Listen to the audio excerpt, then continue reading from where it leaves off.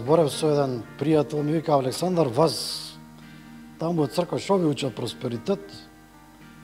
Ја го слушам, викам, мотивот со кој што ме праша не е добар.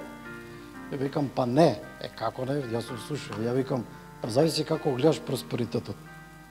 Па како да го гледам? Му кажав една случка со еден пријател разговарајќи, ми вика: Александар, јас рачунав, мене ми треба 300 евра за мене и за семејството. Поише не ми требаат. Ја викам, ја мислам да се молиш поише да имаш. Не. Вика, зашто? Па вика, јас сум скромен човек, мене ми се таман.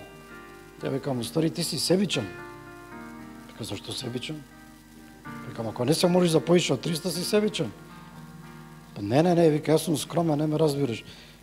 Ја викам, има ли некој пријател во околината што нема работа? Па има.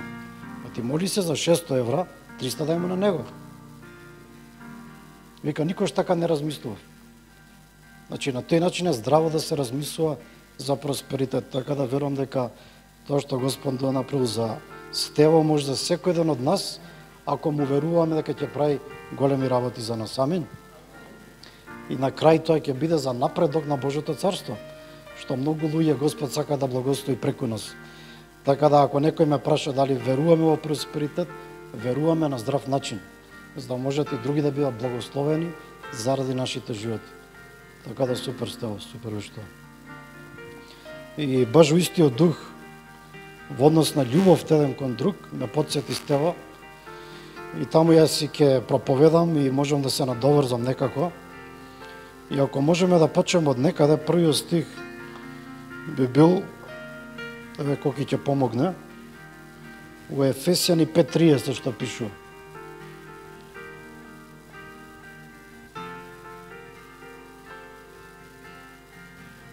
Видете што вика? Зашто ние сме членови на неговото тело, од неговото месо и неговите коски. И ако размислувате за Исус, пишува дека Исус е полн со благодат и вистина. Значи полна од горе до доле. И пишува дека сега ти си дел од неговото месо и неговите коски. Што значи тоа? Значи дека ако Исус е полн со благодат, што значи тоа за тебе? Ти со што си полн? И ти си полн со благодат. Тоа не го бираш. Автоматски ти си поврзан со Исус и изобилуваш натре во благодат, бидејќи си поврзан со неговото месо и неговите коски. И бидејќи се од него, преку него и за него, ако Исус е нашата мудрост, ти си полн со неговата мудрост. Ако Исус е полн со добрина, и ти си полн со неговата добрина. Стево што кажа? Неговата љубов веќе е излеана во нашите срца. Само треба да најдеме начин да го покажеме тоа. Али ние имаме капацитет да го покажеме тоа.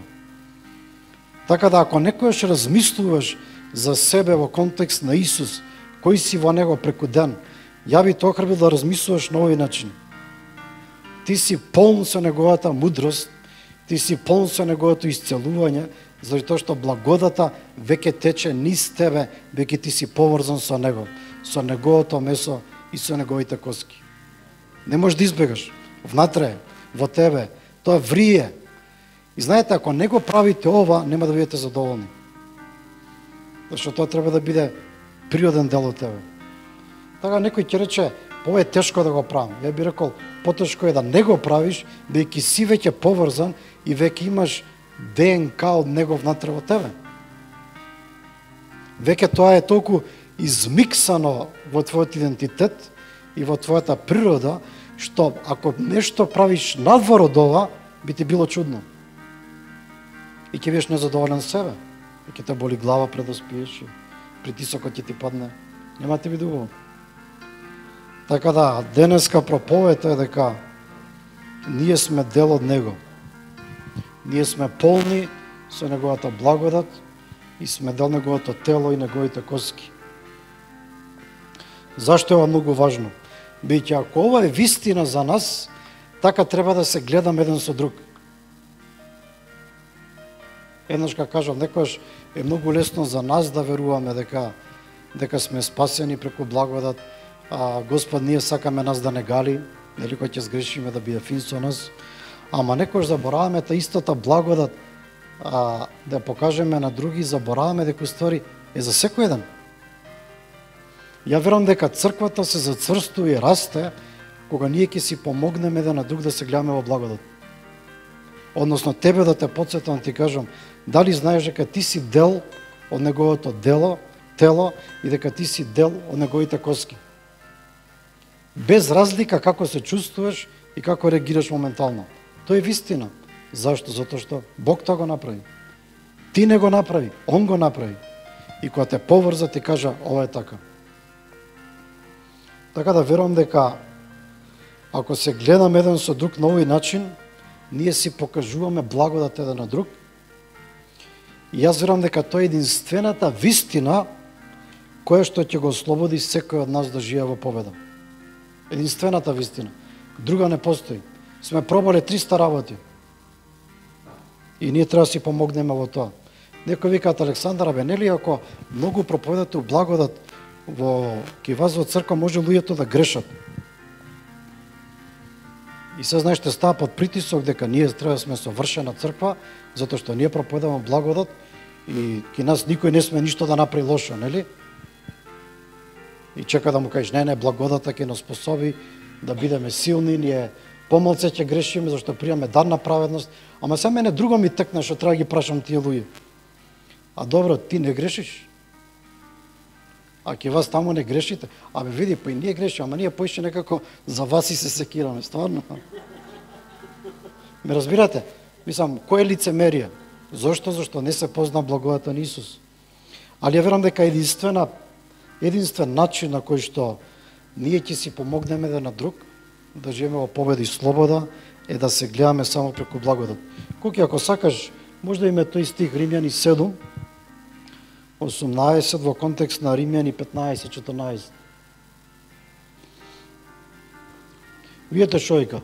Павле што вика? Имено јас знам дека никакво добро не живее во мене, односно во моето тело. Апостол Павле кажува. Зашто желба за добро има во мене, но не и сила да го правам тоа. Ако читате 7 глава Римјани, цело време кажува, ако јас се фокусирам на законот, ја ќе бидам за никаде. Значи, јас ако се фокусирам на законот, нема да успеам. И ќе најдам само лоши работи внатре во мене. И пазете, тој истиот апостол Павле што им зборува на една црква која што е правдана преку благодат. Истиот тој Павле. Видете што вика? Јас самиот, браќа мои, сум уверен за вас, дека сте и самите полни со доброта, исполнети со секакво знаење и дека може се почувате еден со друг. Значи, Павле за него вика, јас ако се фокусирам на законот, ќе ти кажам дека никакво добро не живее во мене. Но кога јас сваќам дека вие сте спасени преку благодат, јас уверено и со смелост ќе кажам дека сте полни со добрина, исполнети секакво знаење и дека може се почувате еден со друг. Има смисла? И затоа е многу важно да сватиме што е закон, што е благодат. Во законот и најдобриот е осуден. Додека во благодата и во најлошиот го наоѓаме семето на добрина и на праведност, кое што треба да го препознаеме и охрабриме во секог од нас. Многу важно. Колку повеќе го охрабруваме тоа семе, тоа зема се поголем залет и ќе расте во нас. Многу важно да знаеме. Повторно ќе кажам, благодата го наоѓа доброто што Бог го ставил во секој ден во нас. Бог го ставил. Дали мислите дека апостол Павле ги познал овие луѓе? Не ги познал сите. Али во што верувал? Верувал во Божјата работа на крстот за нив. И затоа можам да кажам за секој од вас, вие сте полни со добрина. Каже Александар, не ме знаеш. Викам, да, ма ја го знам Господ. И знам што Господ направил за вас. И знам дека Светиот Дух живее во вас. Така да автоматски вие сте праведни и добри луѓе. Автоматски. Затоа што сте поврзани со Исус. А Исус не може да е лош, нели? Така да дури тоа да не си го веруваш, за себе јас ти кажам дека ти си полн со праведност и со добрина. Зашто си поврзан со Исус. Многу важно.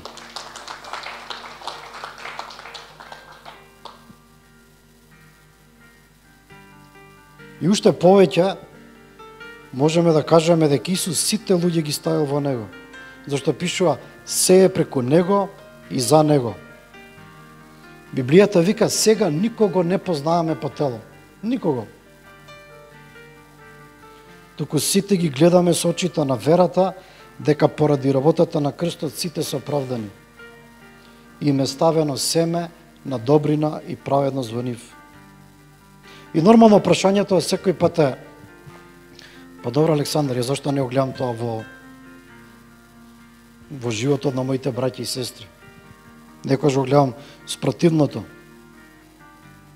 Колку повеќе го храбруваш оно што тие го имаат од Христос во нив, толку повеќе и они ќе го изразат тоа. Така да клучот никогаш не е во критикувањето и во оговарањето. Мене ми е преку глава од цркви што ги караат луѓето. Знаете, денеска, ако си духовен, треба да критикуваш малце. Да им каже кај другите нечто ти чиниш. Кажа, ти грешиш, бе, фраер? Па, види, јас грешам. Сите сме грешни. И затоа црквите некојаш не растат.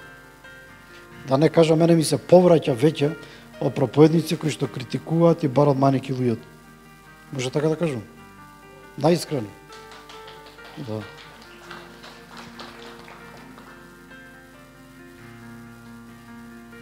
Знаете, тие пастори што тоа проповедат и сами не би одели у црква таму.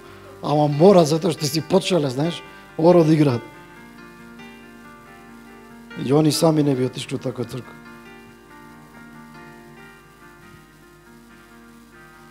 И затоа Павле никош не кажал критикувајте се, кажал молете се еден за друг, охрабрувајте се еден со друг.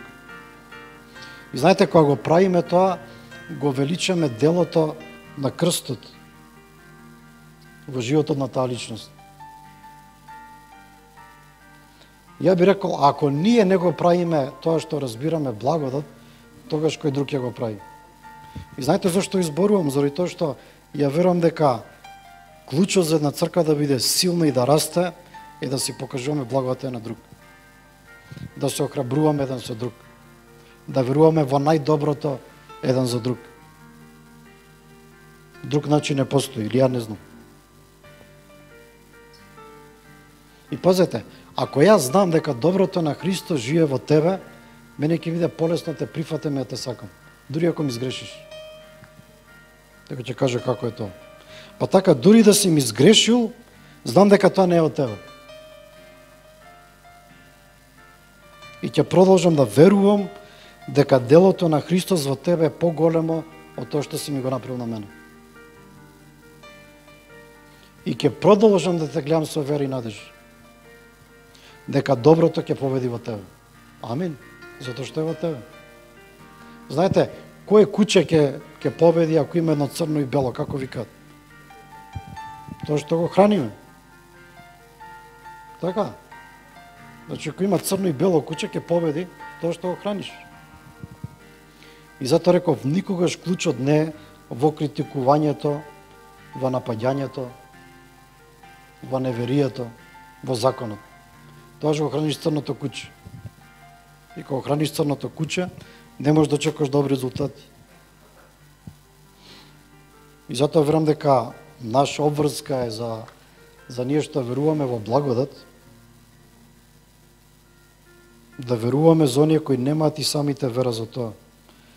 Да ги охрабруваме и со тоа ќе охраниме куќето на добрина и праведност. Може би одамна никој не ви рекол дека сте добри, дека сте праведни, ама ја ви кажувам, вие сте супер, вие сте добри, вие сте праведни, зашто Словото и семето на Исус е внатре во вас. Амин. Тоа е вистина. Такви сте. Некој ќе рече, не ме знаеш. Не, ти не се знаеш. Да, ти не се знаеш. Ако веруваш поинаку.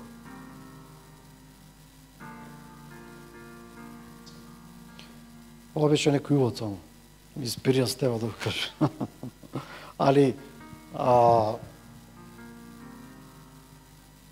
за да успееме во нашите христијански животи, не е доволно само да примиме благодат, ако сакаме црквата да расте, не е доволно само да примаме, Затоа што ако само примаме, не даваме, опасни луѓе ќе станеме. Знаете зашто ќе сме опасни? Затоа што ќе станеме егоцентрични, горди, само бендисани, ќе мислиме Господ само нас не сака, ама другите ќе ги караме. Али кога ќе сатиме дека сите сме заедно и сите сме оправдани преку благодат, тоа ќе се охрабруваме и ќе растеме. Многу важно. Има еден стих кој што зборува за силата на јазикот во Изреки 18:27. Пише овака: смрт и животот се овластеани на јазикот, а кој го мило јаде од неговиот плод. Колку е многу важно што искача од нашите усти. И знаете, некој пат мислиме дека она што ни се случува е резултат на околностите. Се што ти се случува е резултат на оно што го зборуваш. Верувате? Ај вака ќе кажам појасно. Се што ти се случува е резултат на оно што константно, редовно го зборуваш. Или што го прокламираш. Ако доволно долго зборуваш нешто во духовниот свет, ти тоа ќе го видиш. 100% е така. Затоа што Исус кажа дека е така. Не може да е поразлично. Ќе ви кажам уште некој стих, да не речете дека е само тоа. Марко 11, 20-24. Вика, Исус одговори, имајте верата на Бог. Браво, Коки, ова е правилен превод. Значи, што правише Бог? Бог виде и кога сакаше да ствара, почна да зборува. Кога виде дека е темно, рече нека биде светлина. И се случи. И тука има еден стих или пасус каде што смоквата ќе се исуши од корен и се чудат учениците. Како успе Исусе ти со еден збор да проколнеш да се исуши смоквата? Исус каже ви рецепт. Ако некој рече на оваа гора, ако и рече, значи ако изборуваш, ако избориш на проблемот, ако избориш на оно што те замарува твојот живот, дигни си, фрли се во морето и не се посомнеш од твоето срце, туку веруваш дека ќе се збиднеш тоа што си го рекол, во англискиот превод што уште подобро вика и ќе биде тоа што си го рекол. Значи 3-4 пати се спомна зборот, ти треба да кажеш. Затоа и велам, се што ќе побарате во молитва, верувајте дека го примивте, минато свршено време и ќе ви биде. Значи, оно што ти треба да го зборуваш, оно што сакаш да го видиш, а оно што моментално го гледаш. Така да многу луѓе викаат, абе, се молам Александар, ама не помага молитвата. Знаете, некојаш поголем улог игра оно што го исповедаш, што го декларираш, што го прокламираш на редовна база, него на што во жало се молиш. Негови викаат, ако доволно жалам и кукам, Господ ќе ми се смилува. Океј, може да постои таков период, али ако тоа приде како замена за ова, нема да функционира.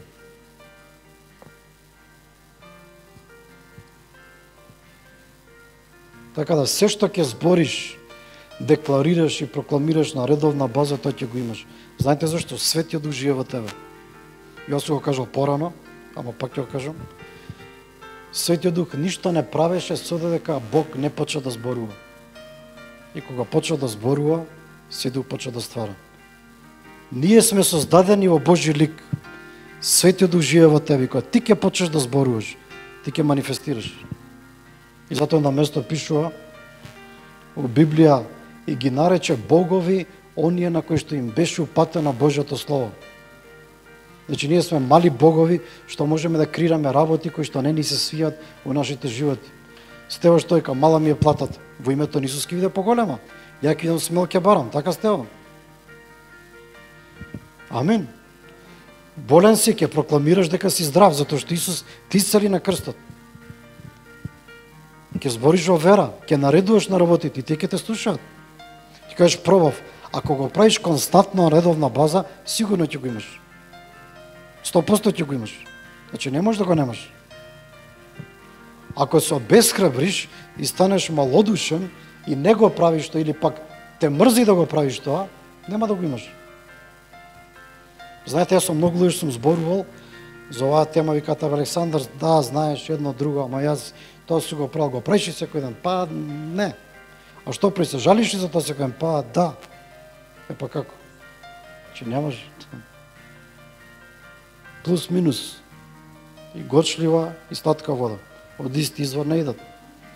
Тој што се сомнева не е постојана ни еден пат. Не може да чека кога ќе прими нешто. Знаете зашто ви го зборам ова? Затоа што е радосно да помислиш дека ти си пророк на твојата судбина и дека можеш да ги смениш работи. Тоа е радосно. Зашто те вика, те и ова што ми се деша, тешко мене. Се може да се смени. Ако ти ги декларираш и ги прокламираш Божите ветувања од твојот живот на редовно ниво, духовниот свет тебе мора да те слуша, зашто Светиот Дух живее во тебе. Амин. Мора.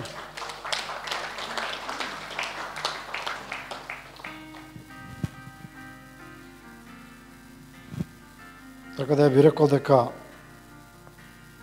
може би тој е една од најголемите духовни битки, да не те мрзи да го исповедаш оно што Бог ти го ветил. Знаете зашто? Нашите животи зависат од тоа. Ако ги прокламираш Божите ветувања, ќе ги видиш. Ако не ги прокламираш, нема да ги видиш. Има луѓе на кои што им биле пророкувани работи, не ги гледаат. Зашто го прокламирале спротивното тие пророштва. И не го виделе. И знаете што испаѓа, Господе, не сгреши, да не ми излажа, а ти одиш против семето кој што било засадено во тебе. И затоа не си можел да го видиш. Многу важно.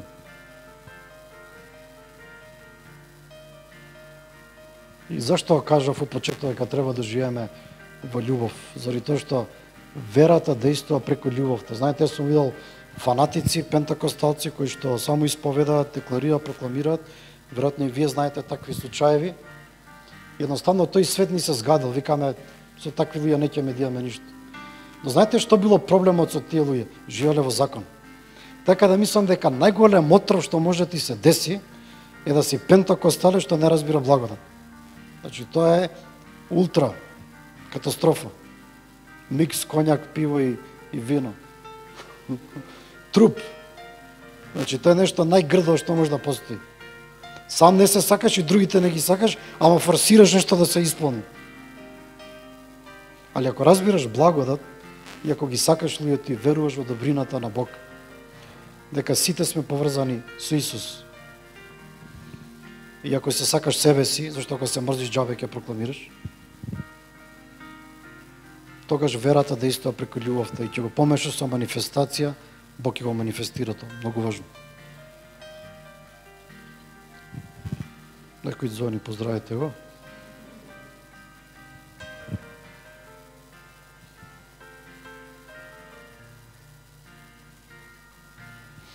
Затоа Библијата вика на место: барајте и ќе добиете та вашата радост да биде целосна. Што пише колку Филипјани 3:1, ќе видам на брзина. Павле вика на крај: браќа мои, радувајте се во Господ. И вика: мене не ми е здодевно да ви го пишувам тоа па тоа, а вам ви служи како заштита. Пазете што вика Павле: радувајте се во Господ, и тоа вас ќе ви служи како заштита. Ако има работи што не сте ги виделе во вашите животи, знајте, ако ги прокламирате, живеете во љубов, ќе ги имате. Ве радува тоа? Тоа ве држи како заштита. Која заштита? Против тага, против неверие, против тоа да се отстраните од црквата, против тоа да бидете бунтовни, против тоа да не можете да простите на некој. Ме разбирате? Така безлика што се дешава се во вашите животи. Ако вие знаете дека Божите ветувања се дајами за вас и дека Бог ве охрабрува да барате и ќе добиете, вие ќе бидете радосни верници, затоа што моќта, во почетокот што кажа му изреки, е во вашиот јазик и вие ќе промените тоа. Се радувате за тоа дека може тоа се деси? Може да се деси. И тоа ќе ве чуе и ќе ви да ваша заштита. Многу важно. Треба аплауз на Исус тука му дадете.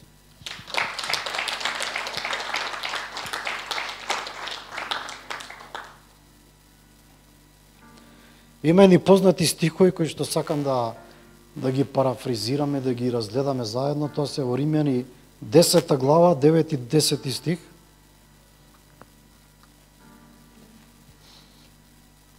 Вика вика зашто ако со твојата уста исповедаш дека Исус е Господ и ако во твоето срце поверуваш дека Бог го воскресал од мртвите, ќе бидеш спасен. Зашто со срцето се верува за праведност, а со устата се исповедува спасение. Ги знаете овие стихови? Мене се овие ми ги чита, ако се врати. Ама не ми ги објаснија баш убаво.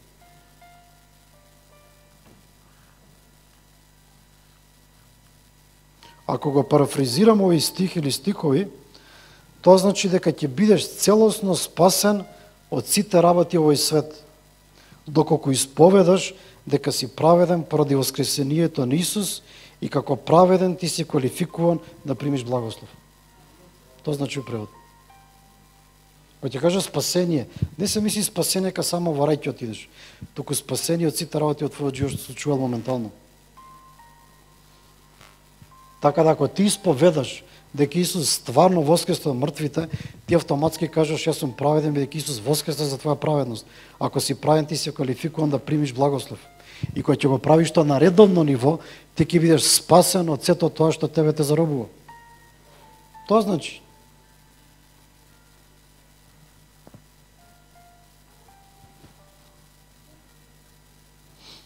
Така да ако ние сме Негово тело, да бидеме полни со сето што е Он. Може би му Ефесјани 1 глава, колку 22-23 стих.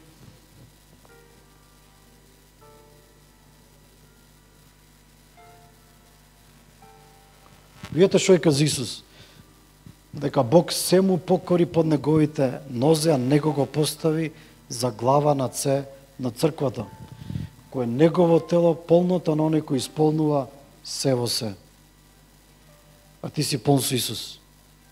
Ти си полн со благодат, ти си полн со добрина, ти си полн со исцелување, ти си полн со просперитет, ти си полн со сето оно што Господ сака да го имаш, зашто ти си поврзан со Исус. Моментално ти си полн со сите тие работи. И сите сме полни со тие работи. Знаете, што не дели едно од друго? Невери и неинформација. И затоа не функционираат работите. Али затоа денеска сме тука да се подсетиме дека ние сме полни со Исус. И дека Бог сака преку нас да исполни сето тоа кое што Бог го ставил во Исус. Затоа што ние сме Негово тело. Он е наша глава. Ние сме Негово тело. Ние ги име Неговите мисли. Ние го име Христовиот ум. Нека не ви кажуваат луѓето дека тек треба да барате нешто. Ти веќе имаш Божјата мудрост. Нека не ви кажуваат да се молите за повеќе љубов. Ти имаш Христовата љубов. Се што треба да веруваш. Дека навистина така да медитираш за оно што сето тоа што Господ направил за тебе. И ако знаеш дека Светиот Дух е во тебе, кој ќе почнеш да исповедаш, да декларираш, да прокламираш, кажеш христијанскиот живот навистина не бил лага. Навистина се било вистина. Али јас сум требал да се согласам со Бог. Ако ти не си согласен со Бог, тоа нема да функционира. Не е доволно од црква да кажеш амин и после од понедел до сабота, кој знае како е. Јас, знаеш, ки се бора на мој начин за работи. Па не иде така. Така да, христијанството е вистинито. Исус е на вистина жив. Ветувањата на вистина се дај, амин. Верувајте, така е. И да не ги гледаш, пак се вистина. Затоа што можеш да ги видиш.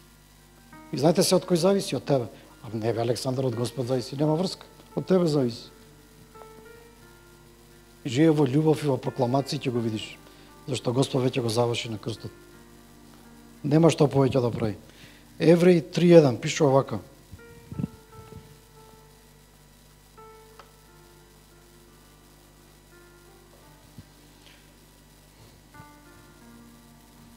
Како Негово тело и уста ние треба да кажуваме она што Он го кажува, зашто пише дека Исус е врховниот свештеник на нашето исповедање. Видете вака. Затоа, свети браќа, вие кои што учествувате во небесното призвание, насочете ги вашите мисли кон Исуса, апостолот и првосвештеникот на нашето исповедување. Знаете што значи тоа? Ако ти исповедаш, Исус е должен да го спроведе тоа. Не вика Неговото исповедање, пише на твоето исповедање. Свештеникот го исповеда тоа во Стариот Завет. Во Новиот Завет ти си свештеник. А Исус е твојот првосвештеник. И кога ти ќе почнеш да ги споведаш ветувањето на Бог, Исус вика, јас ќе го направам тоа. Али чека ти да се сложиш со Него. Али едно ќе ти кажам, топло, ладно не можеш да си играш. Ако ти е полесно, запиши ги ветувањата на Бог во тетрадка, на лист, каде сакаш, исповедај ги секој ден. Тоа што го исповедаш, тоа ќе го имаш. Живај во благодат со браќата и сестрите и покажувај им љубов. Давај им благодат на сите, давај си благодат на себе. Ако ти мислиш дека си лош, ти не си квалификуван да примиш, зашто Бог не слуша грешници. Али ако ти знаеш дека си праведник, заради воскресението на Исус, ти си квалификуван да примиш сето ветување што Бог ти го ветил, заради Исус. Така да во себе треба да знаеш дека благодата веќе царува, праведноста веќе царува. И не заради тебе, туку затоа што ти си поврзан со неговите коски, неговото месо. И он те поврза. Така нека влијат во тебе.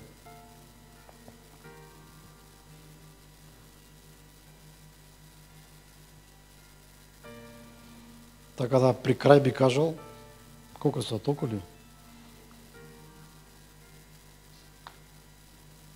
Колку повеќе препознаваш и го прокламираш тоа што Бог го прави околу тебе. Знаете дека сите осеќаме работи од духовниот свет. Тоа го верувате, така? И некој пат сикаме, ова може би премногу добро за да биде вистинито, и сикаме, па дали од мене, или па може би оваа мисла, кој знае од каде ќе си помине. Фати ја таа мисла и прокламира, декларира. И каже, во името на Исус, ова што сега го примив, ќе биде за мене. И кажи го на глас. Кажи го преку цел ден.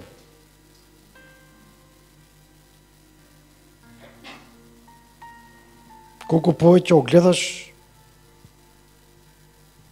во духовниот свет, толку повеќе прокламирај го. И ќе видиш како се манифестира. Зошто ги зборував овие две работи денес? Затоа што размислав дека ова е порака за нас како црква. Едниот дел е дека навистина треба да ја покажеме Божјата љубов и благодат еден за друг, да си веруваме повеќе, да веруваме на Божјото дело во нас, да веруваме дека Господ сака да не сплоти во благодат. Не во дела. Ако ја зависев од твоите дела и ти од моите, ние немаше да имаме сплотени во духот. Никогаш. Зашто најверојатно јас ке те навредев, ти ќе ме навредеше, не сакајки, и кажеш, со овој што. Али ако веруваме во Божјата добрина во нас, тоа ќе не обедини. И како црква ќе растеме. И луѓето кои ќе дојдат, ќе речат, вие на вистина сте сол и светлина. Зашто ќе го почувствуваат тоа. Како ќе го почувствуваат?